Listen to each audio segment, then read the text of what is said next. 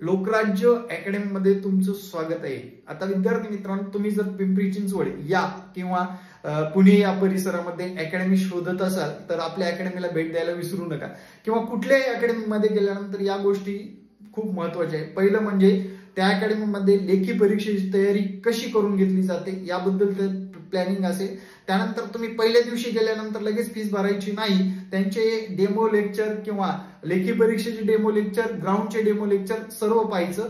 त्यानंतर विद्यार्थी मित्रांनो, तिसरा पॉइंट म्हणजे त्या अकॅडमीचा मागचा रिझल्ट कसा आहे, पण विद्यार्थ्यांच्या प्रतिक्रिया कशा आहेत। जेव्हा आपण क्लासमध्ये घुसतो त्यावेळेस हळूच विचारायचं की सर हे कसं शिकवतात, कशा पद्धतीने तुमच्यामध्ये ग्रोथ झाली, तुम्ही किती महिने झालं तुम्ही अभ्यास करताय, हे सुद्धा पाहायचं आहे विद्यार्थी मित्रांनो।